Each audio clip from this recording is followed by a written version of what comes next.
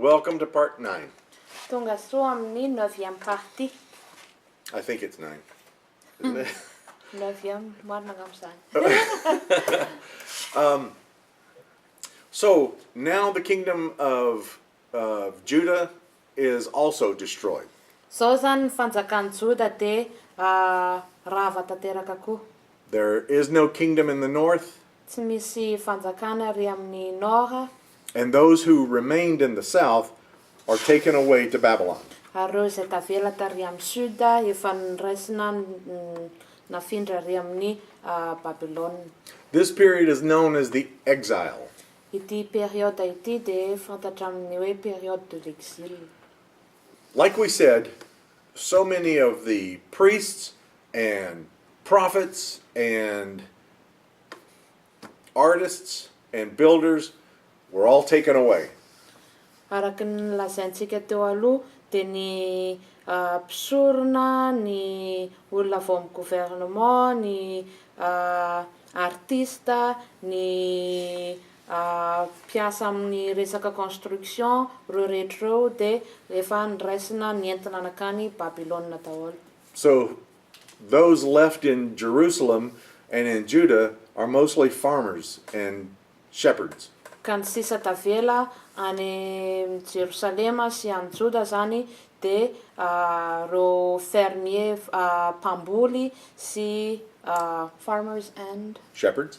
ary ny mpiandrondra, ny mpamboly sy ny mpiandrondra sisa zany tavela any. For the ancient world, it's good news because the Assyrians are gone. Ho an'ny tontolo tranainy zany zany bonne nouvelle zany satria efa tsy eo intsony ny Assyrianina. And the Babylonians will be different conquerors than the Assyrians. Ary ny Babylonianina moa zany dia hafa noho ny Assyrianina. The Assyrians were cruel, Ny Assyrianina dia tena cruel, but the Babylonians are a little more organized. fa ny Babylonianina dia plutôt organisé.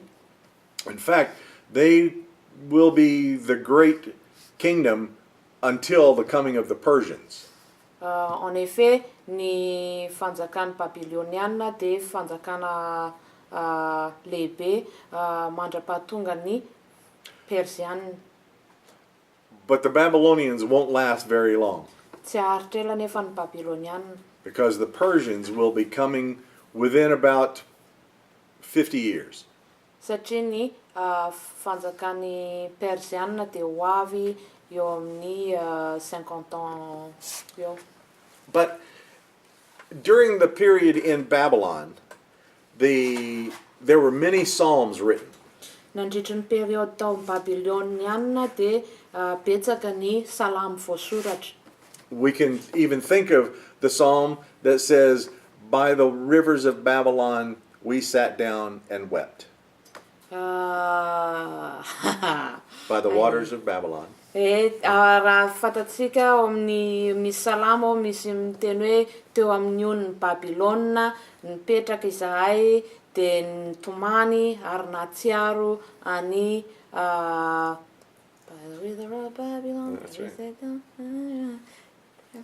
natsiaro any Zion. That's right, when we remembered Zion. They said, "We have hung our harps on the willow trees." Ary nanantona ny Harps? harpanay zay tamin'ny hazo, misy salamo momba an'izay zany ny tamin'ny fepitaonany zareo tany Babylone. Because they were saying, how can we be happy and how can we sing when we're so far from home? Ahoana moa izy ny hahafaly anay sy ampihira anay kanefa izahay aty a Babylone lavitra ny Jerusalem. And this is the period when the second part of Isaiah is written. Ary ty période ty ihany koa ny période nanoratana ny deuxième partie any Isaia. That second part is from chapter 40 through chapter 56. Zay chapitre izay dia ao amin'ny chapitre 40 jusqu'à chapitre 56. We call him second Isaiah. Atsontsika hoe deuxième Isaia izay Isaia faharoa izay chapitre zay. There will be a third Isaiah Misy koa ny After. troisième chapitre, troisième partie an Isaia après. after they come back to Israel or Judah. Rehefa tavaverina ny Joda izareo. Yeah. Second Isaiah is the one who tells the people in exile, relax, become a part of the people, become a part of the culture. Ny Isaia faharoa zany de milaza ny tantaran'ny Israely hoe relax, soyez calme, mahaiza misadapte amin'ity culture vaovao ity. Even Jeremiah had written to the early exiles and said, pray for the kingdom where you are. Na i Jeremy mpaminary de niteny tamin'ny reto hoe mivavaha ho an'ny ity firenena ity. And it will be also during this time that we'll start to see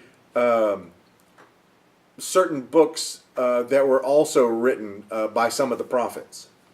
Eto koa ny ahitana an'ireo boky hafa izay nosoratan'ny mpaminany hafa.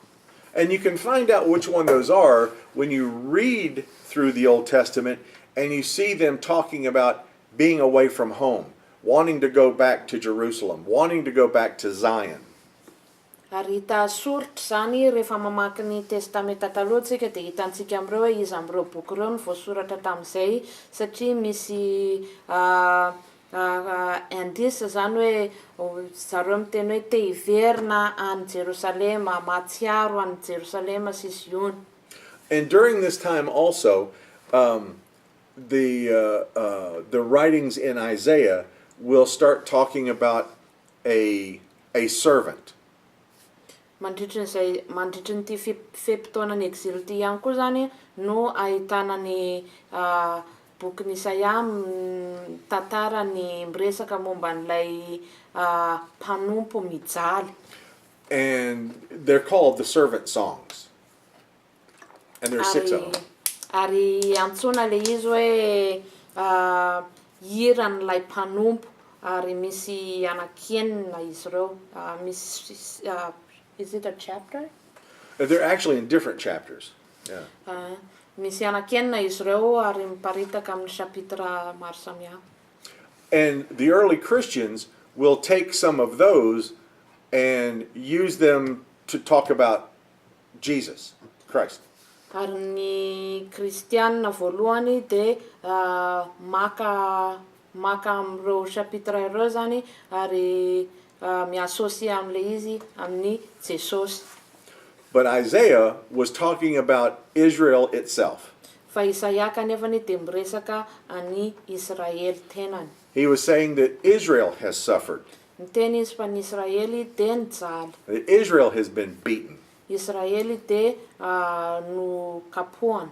But there was still hope that God would rescue his people. Fa mbola misy fanantenana fa Andriamanitra de hamonjy ny olona. Second Isaiah won't see that in his lifetime, probably. Isaia faharoa de tsy ahita izany mandritry ny androm-piainany angamba. But he had faith that just like they came out of Egypt, the people, so God would bring them out of Babylon. Fa nanam-pinoana izy fa tahaka ny namonjen'Andriamanitra an'izy ireo niala any Egipta no amonjen'Andriamanitra azy ireo ihany koa miala amin'ny Babilôna. And that's what happens. Ary izay indrindra no nitranga. Because in the land of the Persians, there was a great general. Satria tamin'ny firenen'ny Persiana de nisy general lehibe iray. His name was Cyrus. Cyrus ny anarany. History calls him Cyrus the Great. Ary ny tantara de miantso an'io general io le Cyrus le Grand. The Persian people were a great people. Ny olon'ny Persiana de olona tsara. And they had been under the control of the Babylonians and the Medes and the Assyrians. Ary the Persian one? Persians, Ary yeah. ny Persianina dia teo ambanin'ny fanjanahany Babyloniana, Midja ary which is the third one? What is it? The Babylonians, the Medes, Babylon. and the Assyrians. Ary ny Assyrianina. So Cyrus wants to throw off any kind of foreign control. Ka i Cyrus zany, Sirius dia te hanafoana ny ireo fanjanahany ireo firenena hafa ireo aminazy. Cyrus is the great conqueror until Alexander the Great. I Cyrus zany dia anisan'ny le grand conquéreur alohan'ny nahatongavany Alexandre le Grand. He is one of the most interesting figures of the ancient world. Anisan'ny karaktera intéressant indrindra ihany koa izy tamin'izany andro zany. He's strong without being cruel. Matanjaka izy kanefa tsy cruel, He is organized, bien organisé izy, and he doesn't take revenge. ary tsy maka revanche ihany koa izy, tsy manao revanche. It starts off with them taking the kingdom of the Medes. Niantomboka tamin'ny nangalany ny fireneny Medes aloha zany how do I say this? Natomboka tamin'ny nangalany fireneny Medes zany hoe nreseny ny fireneny Medes. And he takes Median. what had been the capital of the Medes called Ecbatana. Ary nalainy nraisiny ihany koa ny capitale ny Medes na Mediana izay antsoina hoe Ecbatana. Ecbatana. Mialatsiny fa tsy anananay le tableau kely andra. He captures another great city called Susa. Nraisiny ihany koa ny firenena antsoina hoe Susa. In fact, you might remember that city Susa because that's where Esther is. Mety tadidinareo angamba io cité hoe Susa io satria avy any nisy an'ny mpanjakavavy Ester. And then he goes after the city of Babylon. Avy eo indray nitafy ihany koa ny Babylonianina. The city of Babylon was a great fortified city. Ny cité any Babylone dia tena cité fortifiée. And the walls were so thick, they said you could run 2 chariots side by side around the walls. Matevina be ny rindrin'ny Babylone ka na chariot anankiroa ara milahatra, chariot anankiroa milahatra ny ateviny zany. There seemed to be no way to knock those walls down. Tsisy fomba hoe ahafahana mandrodana io rindrina io. And the river Euphrates ran through the city of Babylon. Ny rivière Euphrates zany, Euphrate, ny rivière Euphrate dia mandeha à travers ny Babylone. So that Mikorina à travers ny Babylone. means that the river ran underneath the walls to go through the city and then went out underneath the walls again on the far side.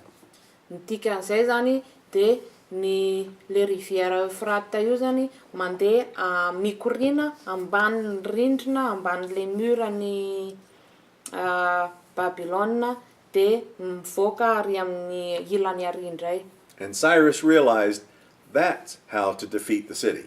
Ary hitan'ny Cyrus zany, général Cyrus zany hoe zay zany nitetika na fomba anafiana any Babylone. He had his engineers digging a diversion for the river.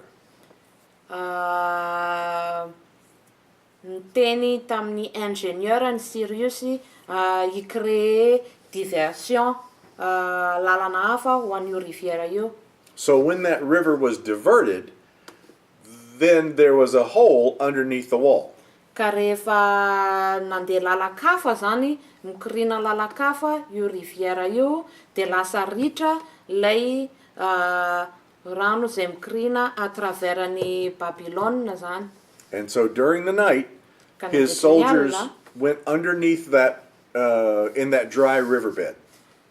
ka nandritry ny alina zany ny soldat ny Sirius nandeha à travers n'io loharano efa maina io zany satria le loharano efa nandeha nikoriana lalakafa de efa maina zany le lalana original de tamin'iny zany no nandeha ireo soldat ny Sirius nanafika ny Babylone. So they opened the gates from the inside. Ary ny sokafany avy aty anatiny no tafiditra ao anatiny zany zareo ny sokafany avy aty anatiny ny vavahady And let the Persian army in. ary navela niditra ny armée persienne. And so now, the king of Babylon Ka zao zany a Is killed. mpanjakan'ny Babylone efa maty and Cyrus has defeated the Babylonian Empire. ary resin'ny Cyrus zany ny empire babyloniana. But he doesn't stop there. Fa tsy mijanona treo akory izy, He takes all of what Babylon had once had, niraisiny daholo izay nifananan'ny Babyloniana. and he even goes into what is today Turkey. Ary niraisiny ihany koa izay antsontsika amin'izao fotoana hoe Turkey. Turkey. Yeah, what do What's we call it Turkey? today?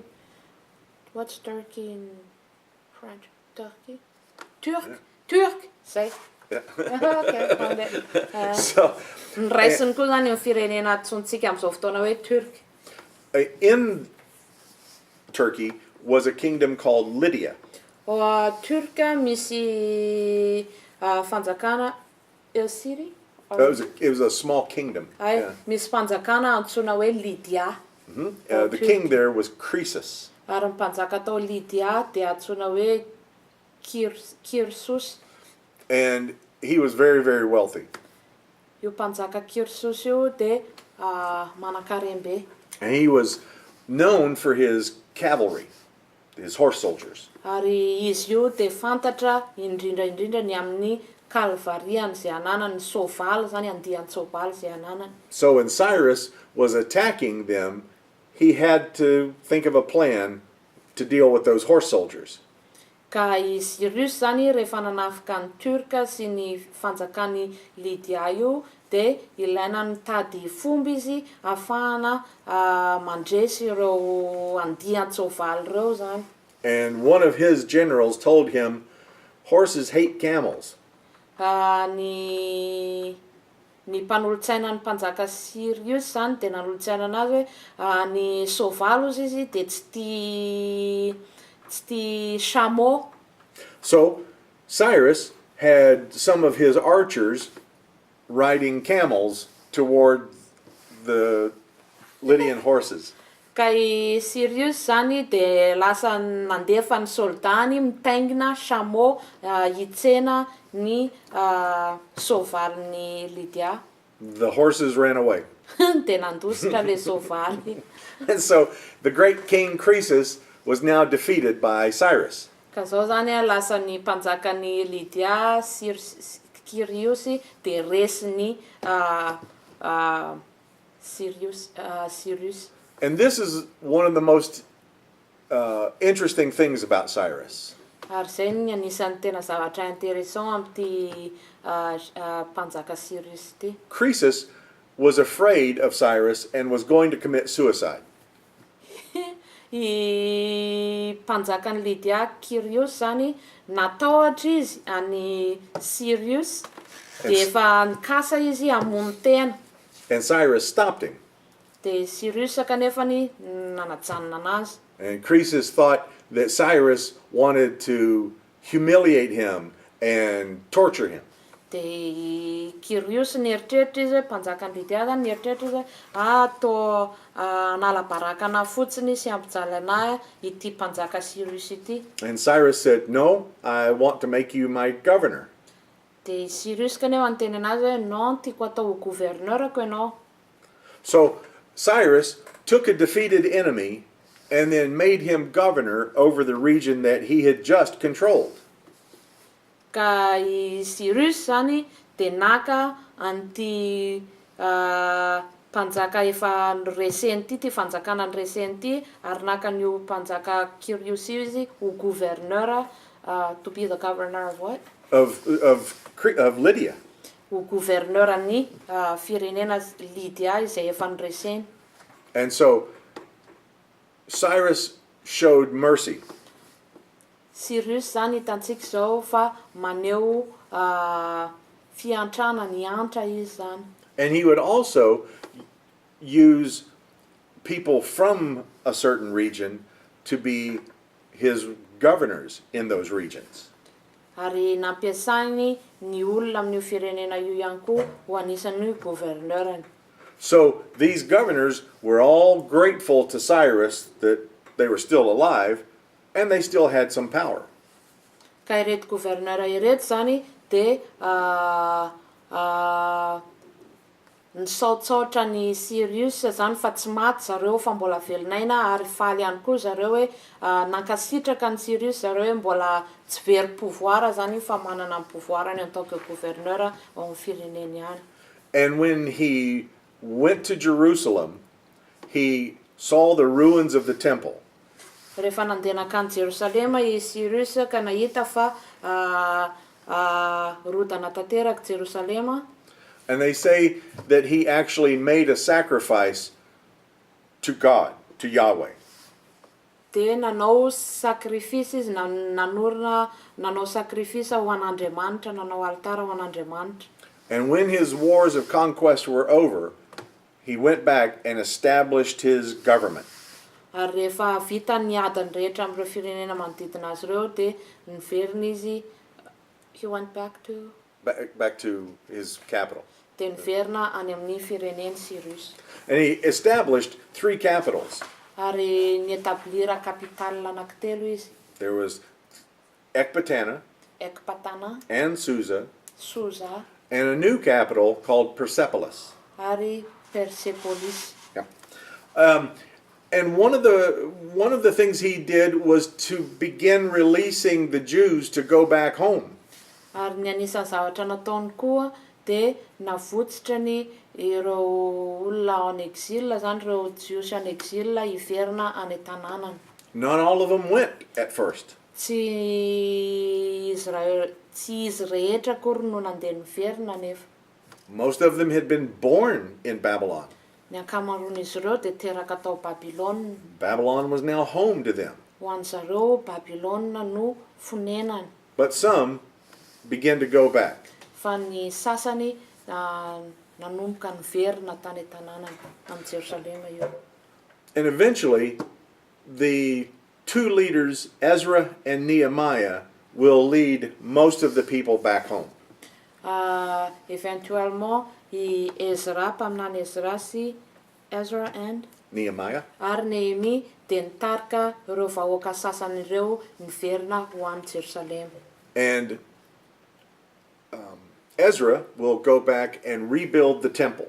Ary Ezra no hiverina anamboatra ny rindrina. It's known as the Second Temple. De io no antsoina hoe le deuxième temple. And Nehemiah will go back and rebuild the walls of the city. Ary Nehemi koa de hiverina de hiverina anamboatra ny rindrina. I Ezra zany hiverina anamboatra ny tempoly de so Ezra is going back to build the temple and Nehemiah will go back and rebuild the walls.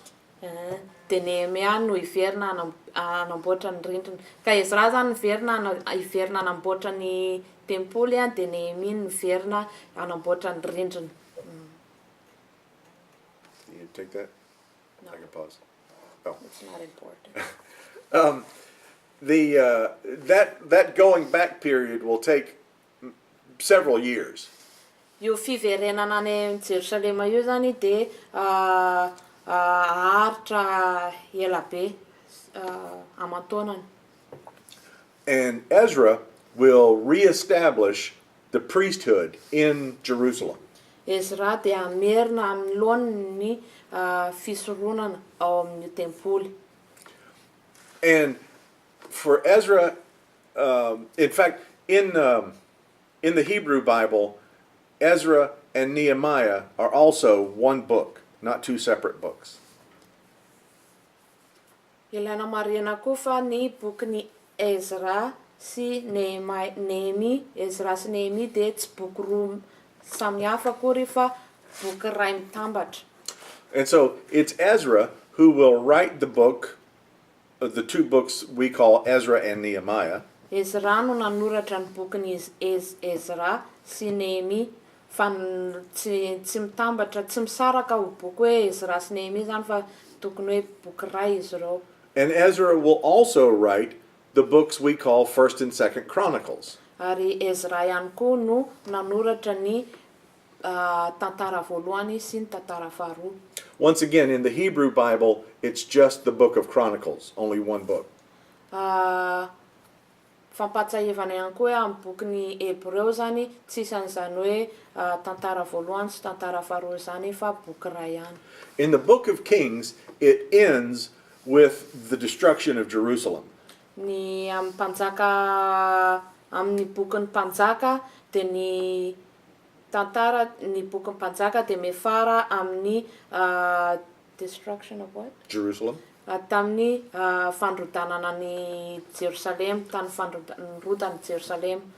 But the book of Chronicles ends with the return from exile. Fa ny bokin'ny tantara kosa dia miafara amin'ny reo izay miverina avy any amin'ny exile.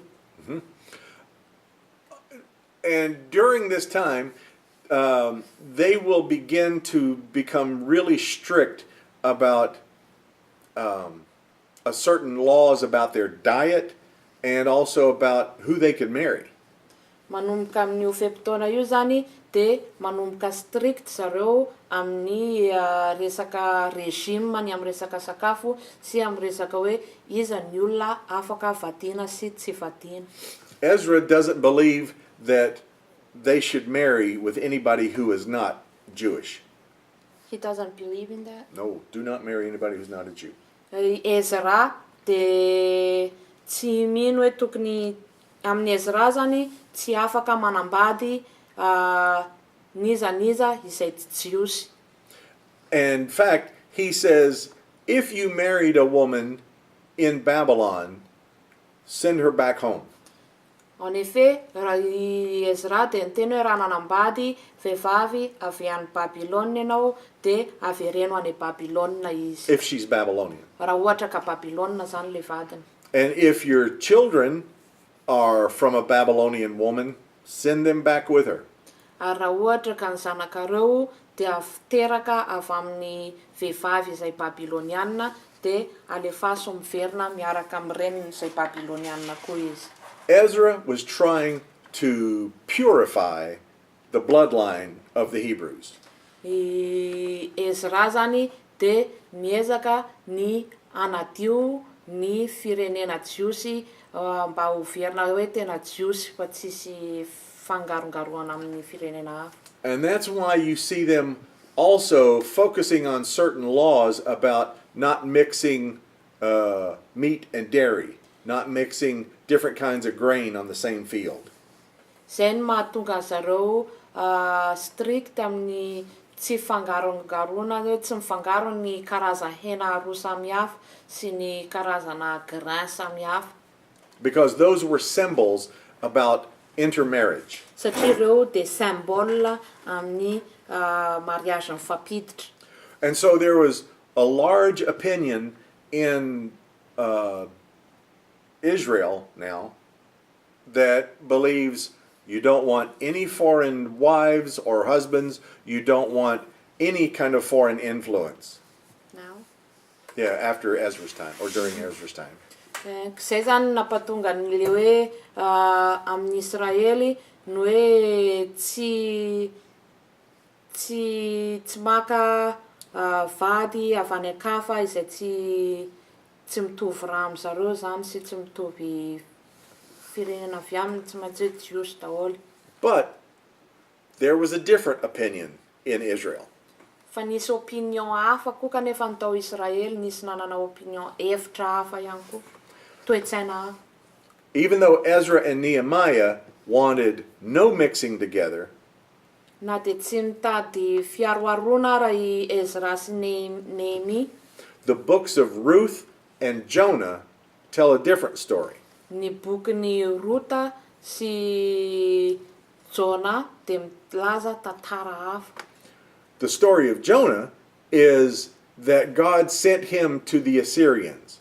Tantaran'i Jona dia miteny hoe Andriamanitra dia nandefa anazy tany amin'ny Asirianina. Even though the Assyrians were the most hated people of their time. Na dia tena firenena halan'olona aza ny firenena Asirianina. But God says, I feel sorry for them. Andriamanitra dia niteny hoe mamindra fo an'ireo firenena ireo aho. I want them to be saved. Tiako izy ireo mba ho voavonjy. And so Jonah goes to give the word of God to them. Ka lasa i Jona nanome ny tenin'Andriamanitra ho an'ireo olona ireo. Now Jonah was actually written during this time after coming back. Jona dia boky voasoratra nandritry ny fepitaona ny fiverenana avy any amin'ny exile. And the other book of Ruth is about a woman who is not Jewish at all. Amin'ny bokin'ny Rota zao dia momba ny tantaran'ilay vehivavy izay tsy jiosy akory mihitsy. She is from the land of Moab. Avy amin'ny firenena Moaba izy. And yet, she is welcomed into the Hebrew family. Kanefa izy dia noraisina an-tanadroa bienvenue amin'ny firenena she's welcomed into the Hebrew family. Yep. She bienvenue marries, amin'ny fianakaviana Hebreo. she marries Boaz, Manambady amin'ny Boaza izy, a Hebrew man. izay Hebreo. And she actually becomes the great-grandmother of King David. Ary izy dia lasa grand-mère ni David. And so the book of Ruth is saying, look, it was a foreigner who became the ancestor of our great king.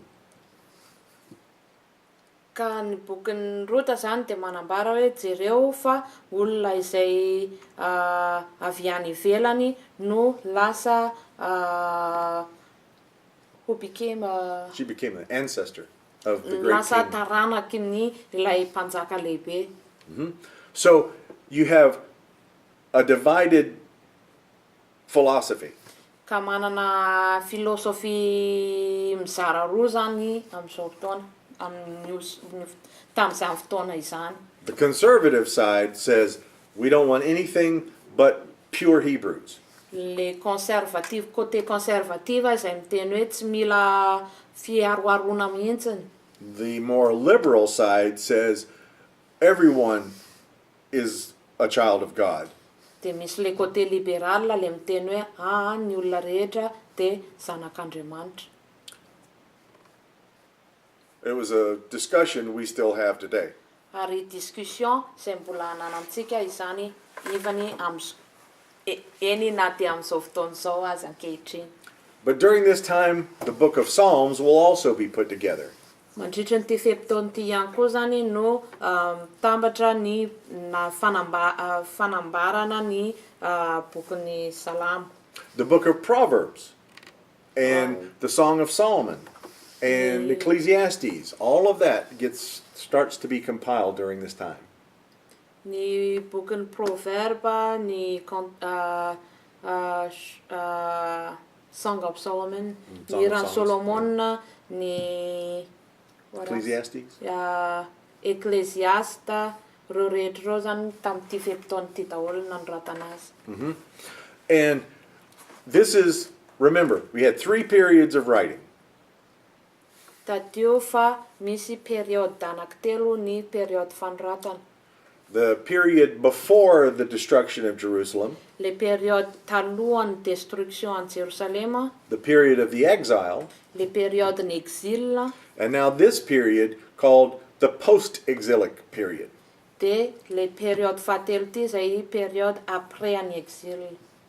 And again, this is when most of the books of wisdom and the books of poetry are put together finally. Ary mandritra ty fepitaony ty zany a, ny bokin'ny fahendrena sy ny bokin'ny poeta no voasoratra. Dika zany hoe bokin'ny salamo, bokin'ny proverbe, ny eklesiasta mandritra ty fepitaony ty no voasoratra. And some of the prophets also, like Jonah. De ny sasany amin'ny bokin'ny mpaminany ihany koa tahaka ny bokin'ny Jonah. But next time, Jonah. in the next class, we'll go through the prophets. Amin'ny klasy manaraka tsika miresaka momba ny mpaminany.